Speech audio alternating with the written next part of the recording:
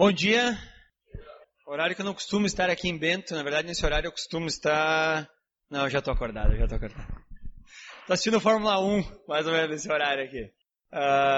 Então é muito gostoso estar aqui, fresquinho. O verão definitivamente é uma época do ano que eu não gosto. Eu prefiro o inverno e eu prefiro o outono. Primavera e verão, para mim, eu sei que é necessário para as plantações e para quem gosta, tudo bem, não tem problema. Só não são as minhas favoritas, então hoje está um dia bem gostoso para mim mesmo. Um dia bem gostoso para a gente ficar em casa domingo de tarde, aproveitando, dormindo, tirando aquela pestaninha depois do churrasquinho, né? O churrasquinho pesa no estômago. Mas hoje nós estamos aqui. Hoje eu quero falar um pouquinho sobre uma glória que nós cantamos aqui. O Léo falou na última música aqui que este é o meu respirar, teu Santo Espírito vivendo em mim. Tanto no grego quanto no hebraico, a palavra espírito é a mesma palavra para vento ou para ar. Então, a pessoa que fez essa música, ela realmente sabia o que ela estava querendo fazer. Esse é o meu respirar. Seria mais ou menos assim, o meu respirar é o ar de Deus em mim, né? É o espírito que também significa ar. Então eu achei muito legal a pessoa que compôs essa música aí, provavelmente estava com essas duas palavras na cabeça. Esse é o meu respirar. Teu Santo Espírito vivendo em mim. E significa então que tudo que nos mantém vivos, na verdade, é o próprio Espírito de Deus. Ele é que mantém toda a nossa vida. Bom, você está vendo aí a imagem da cruz? Porque, para mim, a única glória que você e eu devemos manifestar é a glória que existe na cruz. Não existe nenhuma glória em nós mesmos, ou pelo menos não deveria existir. Eu sei que nós, como seres humanos, às vezes a gente gosta de ter outras glórias. Alguns gostam de ser bonitos, outros gostam de ser inteligentes, outros gostam de ser... Não sei, o que é que você gosta, qual a glória que você gosta de demonstrar. Mas para nós cristãos, apenas uma só deve ser a nossa glória. E deve ser a glória de Cristo. A glória que Ele conquistou na cruz para cada um de nós. Se tem alguma coisa que eu quero que fique conhecida de mim lá fora, é a glória da cruz. Essa é a glória que eu quero que a gente manifeste. Vamos dar uma olhadinha no livro de Gálatas, escrito por Paulo. Livro de Gálatas, capítulo 6, 14. Você vai dar uma olhada lá e você vai encontrar a seguinte inscrição. O livro de Gálatas é uma das primeiras cartas que Paulo escreveu. Para você ter uma ideia, a epístola de 1 Tessalonicenses e Gálatas, a gente não sabe qual das duas, mas elas são as mais velhas cartas do Novo Testamento. Elas são mais velhas as duas que os 4 evangelhos. Então antes vêm as cartas de Paulo, essas de Gálatas e Tessalonicenses, e algumas outras, depois vêm os evangelhos e depois Paulo termina as suas cartas. Então, nós estamos falando de algo que as pessoas liam aqui antes mesmo dos evangelhos serem escritos. E quando Paulo está encerrando essa carta, que ele escreve a um grupo de igrejas na região denominada Galácia, por isso a carta é aos Gálatas, porque eles moravam na região da Galácia. Aqui seria mais ou menos assim, carta aos bento-gonçalvenses, carta aos caxienses, aos farroupilhenses, enfim. Então, por isso ela recebe esse nome de carta aos Gálatas. E no versículo 14 do capítulo 6, olha o que Paulo começa a dizer quando ele está encerrando essa escritura. Ele diz assim: quanto a mim, que eu jamais me glorie, a não ser na cruz de nosso Senhor Jesus Cristo, por meio da qual o mundo foi crucificado para mim e eu para o mundo. Uau! E ele fala lá no início, Gálatas 2:20, ele já falou, ele disse, não sou mais eu quem vivo, Cristo vive em mim. E essa vida vivo agora pelo poder de Cristo na minha vida. Então ele começa falando que ele não vive mais, mas Cristo vive. E agora no final dessa carta, a dica que ele está deixando para essas pessoas é: se existe alguma coisa que eu deva realmente me apegar, alguma coisa que eu deva realmente manifestar, que seja a glória da cruz de Cristo, na qual eu morri para o mundo. Então, ou seja, eu fui crucificado, volta a lembrar Gálatas 2:20, e é agora para isso que eu vou viver. A única glória que Paulo quer manifestar na sua vida é a de um Cristo crucificado e através disso o perdão dos pecados. Essa é a única glória que ele quer mostrar para nós. Pode passar aí para nós. Deu um trava lá agora. É interessante como Jesus vai tentando ensinar para os seus discípulos a mesma coisa. Aqui nós temos Paulo já transformado por Jesus, e esse Paulo então transformado por Jesus está ensinando as pessoas a gloriar-se apenas na cruz de Cristo. Mas eu acho legal quando Jesus está ensinando isso para os seus discípulos, e aí nós vemos nos evangelhos, que são escritos depois, o processo pelo qual Jesus vem transformando a vida desses discípulos. Então para isso eu vou te convidar a voltar e abrir no Evangelho de Marcos, que embora venha antes, foi escrito depois da Epístola aos Gálatas, né? Marcos 10, dos versículos 35 até o 40. Jesus está ensinando para os seus discípulos o que Paulo está escrevendo nessa carta. Então olha só, chegaram lá? Nisso Tiago e João, filhos de Zebedeu, aproximaram-se dele e disseram: Mestre, queremos que nos faças o que vamos te pedir. O que vocês querem que eu lhes faça? Perguntou ele. Eles responderam: Permite que na tua glória nos assentemos um à tua direita, o outro à tua esquerda. Disse-lhe Jesus: Vocês não sabem o que estão pedindo. Porém, podem vocês beber o cálice que eu estou bebendo e ser batizados com o batismo que eu estou sendo batizado? Podemos, responderam eles. Jesus lhes disse: Vocês beberão o cálice que eu estou bebendo e serão batizados com o batismo que estou sendo batizado. Mas o assentar-se à minha direita ou à minha esquerda não cabe a mim conceder. Esses lugares pertencem àqueles para quem foram preparados. O que está acontecendo aqui? Pode passar. Eles tinham um grande desejo e fazem para Jesus um pedido descabido. Eles querem ter no reino dos céus uma boa glória. Para você ter uma ideia, o judeu considera os lugares muito importantes. Na verdade, até hoje, dentro da cultura judaica, dependendo do lugar onde você está sentado, você sabe quem é o líder, quem é o segundo, quem é o terceiro, quem é o quarto, tudo assim. Então, como eles vivem dentro dessa cultura judaica, é isso que eles estão pedindo para Jesus. Jesus, quando tu estiver na tua glória lá, brilhando, deixa sentar um à tua direita e outro à tua esquerda. Porque aí, todo mundo que olhar para nós vai saber que a gente é importante para ti. Esses caras estão tentando ser importantes. É interessante como Jesus diz: vocês não sabem o que vocês estão pedindo.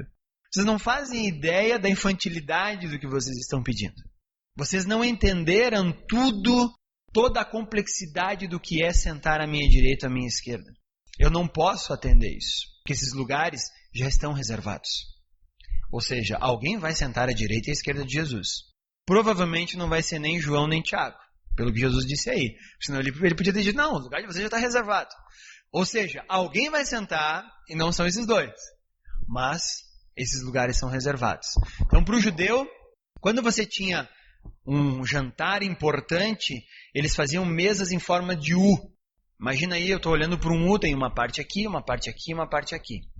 Por isso que aquele quadro que a gente vê lá estampado em muitas casas, lá a Santa Ceia, aquele famoso que foi pintado por Leonardo da Vinci, não foi daquele jeito que aconteceu, tá? Aquele quadro não reflete nada do que realmente foi. Porque quando Jesus está na ceia, participando dos seus discípulos, eles estão com mesas baixas e eles sentavam no chão e esticavam os pés para o lado. Então por isso que era legal lavar os pés. Ninguém queria ficar botando os pés na cara de alguém que está comendo. Por isso era necessário lavar os pés quando chegasse lá. E a mesa era posta em forma de U. Não reta daquele jeito e ainda mais com todo mundo sentado do lado de lá da mesa. Na tua casa é assim? Tem uma mesa e todo mundo só senta do lado de lá. Ninguém senta do lado de cá nem nas pontas. Lamento. Aquele quadro realmente não fala nada, não remete nada do que foi realmente a ceia de Jesus. Foi uma representação que Da Vinci quis fazer e tudo bem. Foi daquela forma que ele viu. Né? Aí até inventaram que aí tem o Santo Grau, quando ele está sentado perto de João, que não é João, é Maria Madalena.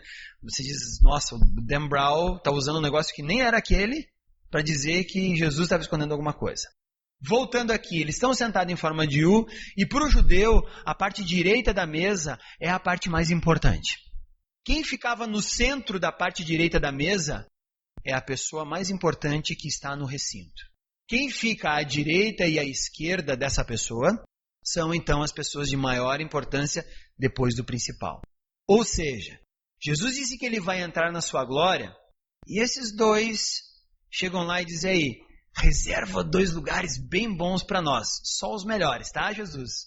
E Jesus diz, vocês não estão entendendo.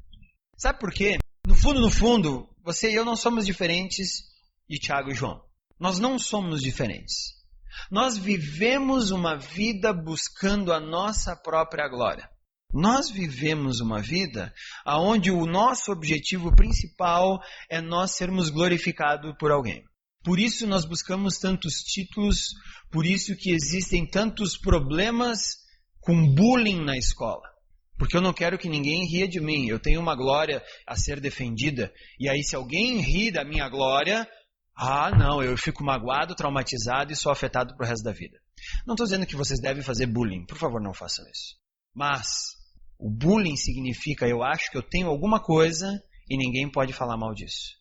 Então, eu cresci gordinho, de óculos, numa escola onde na época não tinha nada contra bullying e eu tinha que aguentar o fato de ser gordinho com atrolho. Mas aí o outro era narigudo e aí então a gente apelidava ele de Tuca e aí assim ia. Foi esse o ambiente que eu cresci. Um bulindo o outro, né? Mas é verdade. Agora, hoje ali fora, eu tenho uma aparência que eu acho que é legal. E se alguém diz assim, Edgar, você é um idiota, eu fico extremamente ofendido. Nossa, a pessoa me chama de idiota, onde é que já se viu? Ou se a pessoa chegar a dizer que eu sou feio, ou ignorante, ou burro, nossa, acabou o meu mundo. Vou para casa magoado, chorando e vou tentar me vingar daquela pessoa que me chamou disso. Peraí, só um minutinho. Qual é a minha glória? É a minha aparência? São os títulos que eu tenho? É a minha inteligência? Qual é a tua glória? Aonde você se acha importante? Porque se nós somos cristãos, a única coisa que deve ser importante para nós é a cruz. E a única coisa que deveria nos escandalizar e nos ofender é quando alguém menospreza essa cruz, esse Jesus. Fora isso, pode jogar as pedras que quiserem em mim, porque eu mesmo não tenho glória nenhuma.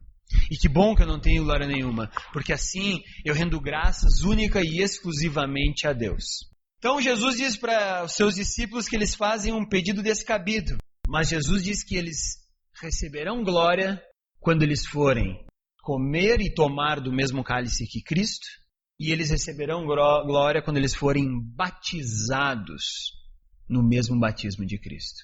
Eles só entenderam isso bem depois. Porque quando Jesus faz a ceia, e é o que nós vamos fazer aqui hoje, ele diz, tomem e comam deste cálice e deste pão, porque eles são o meu corpo. Glória nenhuma em vocês. E no batismo, ide por todo mundo, batizando-os em nome do Pai, do Filho e do Espírito Santo. Glória nenhuma em vocês. A glória está toda em mim. E Paulo vai falar em Gálatas que o mais importante é ele morrer em Cristo, ser batizado nessa cruz. Pode trocar. A cruz, então, ela vem antes da ressurreição de Jesus. A cruz, ela é o ponto central, por isso nós cristãos temos a cruz como nosso símbolo maior. Não porque um homem morreu ali, mas porque ali os nossos pecados foram perdoados, através da morte desse Jesus Cristo. Por isso a cruz para nós é o nosso símbolo maior. Nós como cristãos temos a cruz como o símbolo mais importante, porque é ali que os nossos pecados foram perdoados. E Jesus não ficou naquela cruz. Jesus saiu e ressuscitou. Por isso a cruz é vazia. Não tem ninguém pregado ali, a não ser os meus pecados.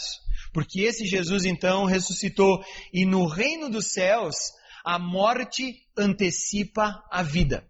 A morte vem antes da ressurreição. Ninguém entra no reino dos céus sem antes ter sido crucificado. Olha Paulo de novo falando em Romanos. Vai lá em Romanos capítulo 6. Romanos capítulo 6, versículo 3. Chegaram lá? Diz assim.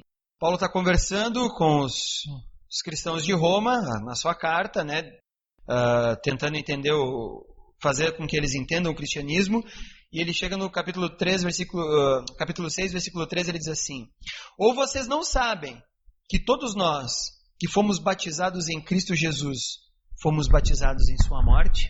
Para que nós entendamos o que é a cruz, nós precisamos morrer na cruz.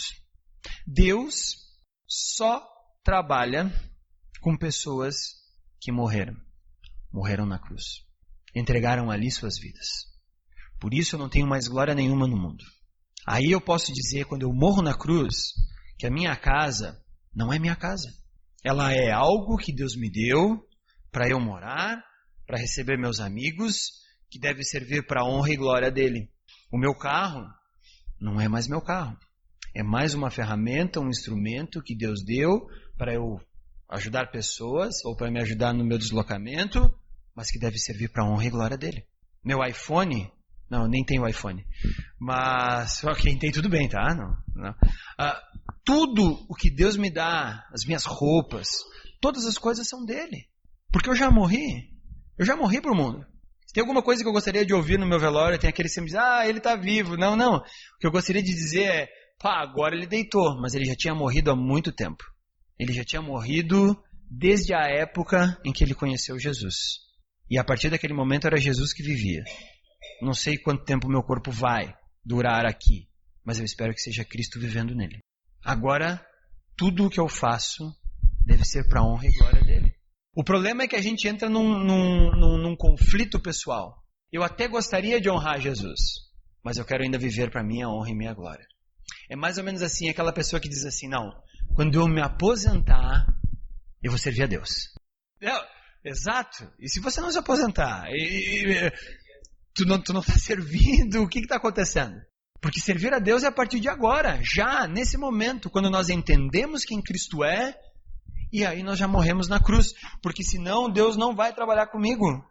Ou vocês não sabem que todos nós que fomos batizados em Cristo Jesus, fomos batizados em sua morte. Nós temos que estar mortos para Jesus. Nós temos que deixar Ele agora viver em nós. Esse é o batismo e o cálice que Jesus está propondo para João e para Tiago nesse momento. Esse é o cálice que Jesus está propondo para nós nesse momento. Para quem você tem vivido? Para quem você tem vivido? Para quem nós temos vivido? Para nós mesmos? Qual é a tua glória? O que te torna diferente? Um apartamento de 700 mil? Um carro de 120 mil? Ou um carro de 10 mil? Eu posso ser orgulhoso com um carro de 10 mil. Aonde está a tua glória? Se não é na cruz, eu gostaria de convidar cada um de nós a gloriar-se como Paulo, apenas na cruz. Pode trocar. Gálatas 6,14.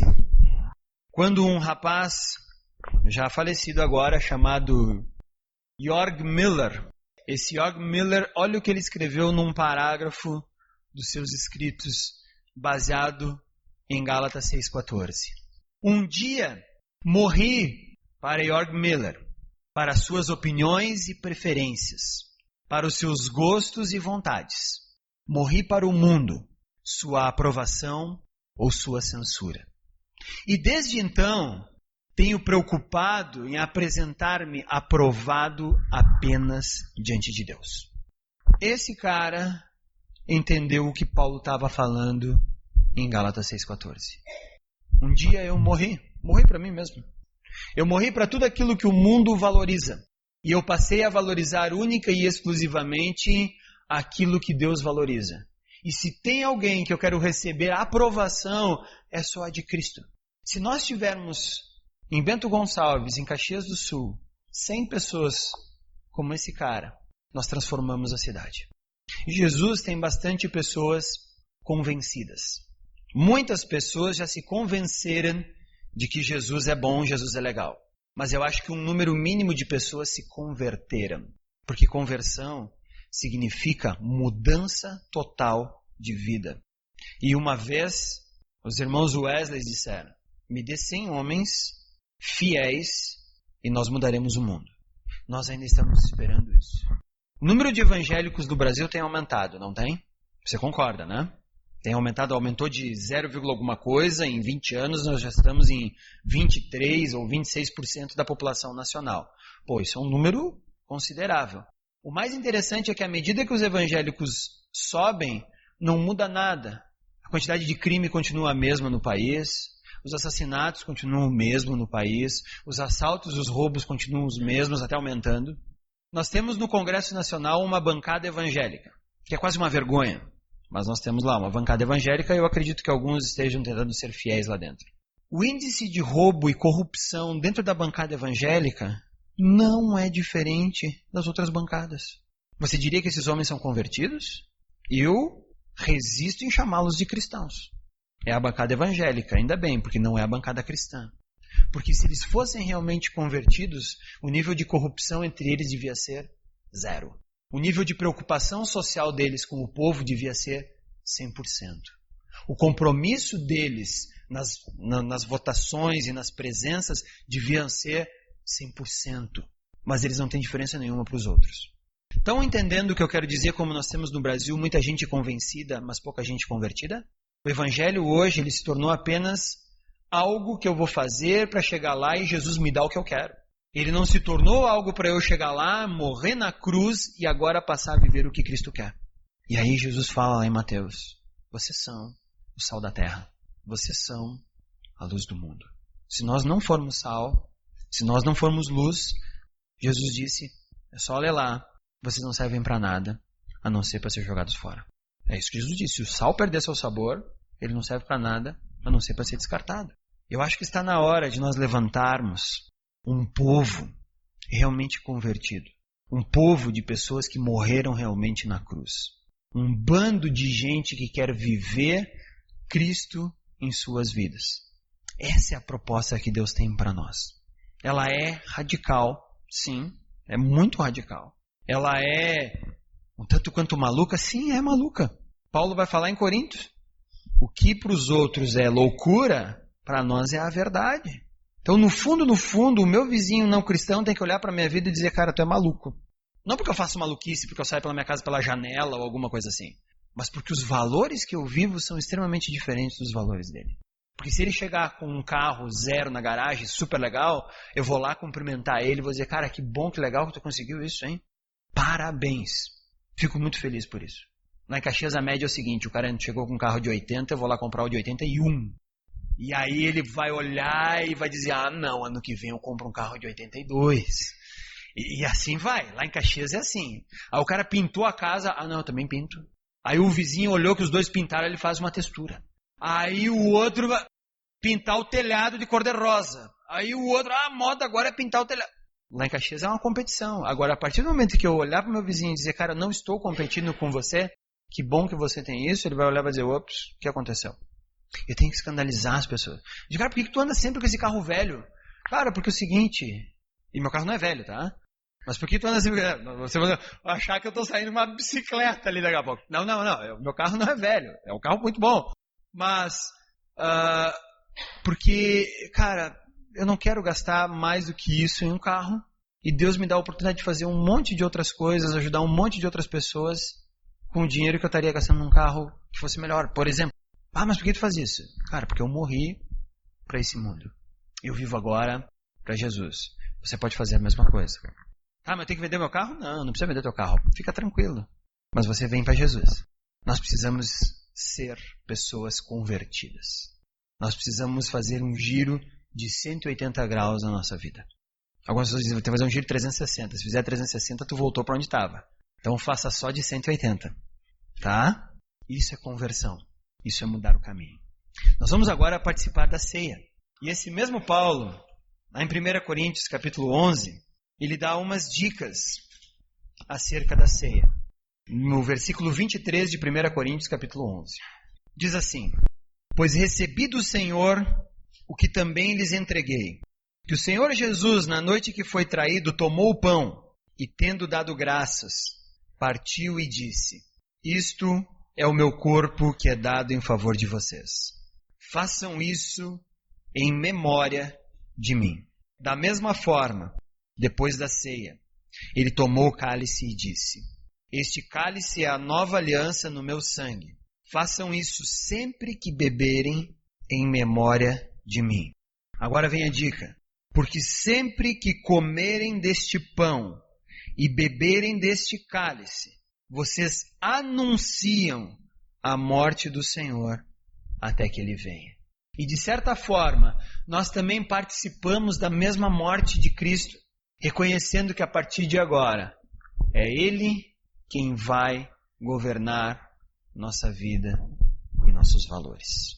Então nós vamos vir aqui na frente e nós vamos nos servir dos elementos da ceia e depois nós vamos participar juntos dessa refeição que Jesus fez com seus discípulos e deixou de herança para cada um que quisesse ser um discípulo dele. Jesus, na cruz, Ele conquistou tudo. Ele conquistou o perdão dos nossos pecados, Ele conquistou a nossa vida e Ele conquistou, inclusive, que essa pessoa que está do teu lado hoje pudesse estar com você. Independente de quem ela seja, você pode chamá-la de meu irmão, minha irmã. Então, Cristo conquistou também uma unidade que nos faz ser o seu corpo. Tudo isso através dessa cruz. Se tem alguma glória que você e eu devemos ter nessa vida, que seja a cruz de Cristo. E a glória seja dada toda a Ele. Vamos baixar nossas cabeças.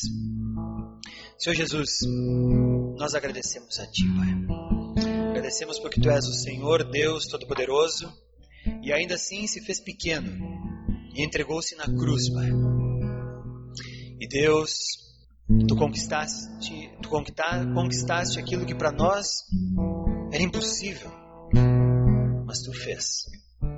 E da mesma forma, Pai, Tu também nos deu a possibilidade de continuarmos a nossa vida junto com esses irmãos que são tão preciosos e queridos para nós. Nesse momento, Pai, nós queremos olhar para esse pão e esse suco que estão nas nossas mãos, representando Teu corpo e Teu sangue. E nós queremos sim lembrar que é só através disso que nós temos o perdão dos nossos pecados. Pai, esses dois elementos que estão nas nossas mãos nesse momento são a única glória que nós temos. E é a Tua glória. E é a glória que Tu revelaste ao mundo. Pai, que essa seja a nossa glória. Se alguma coisa nós precisamos revelar e mostrar, que seja isso. Obrigado, Pai, por isso. Eu oro agora porque esse pão representando o Teu corpo, que foi esmagado pelo perdão dos nossos pecados, por esse cálice que está cheio daquilo que representa Teu sangue que foi derramado naquela cruz, para que nós tivéssemos vida. Obrigado por isso, Pai. Que nós não esqueçamos, que realmente lembremos disso, que façamos isso, aquilo que nos lembre de tudo isso, e que vivamos uma vida morta naquela cruz, mas viva para Ti. Que essa seja a nossa vida, Pai. Em nome de Jesus nós agradecemos. Amém.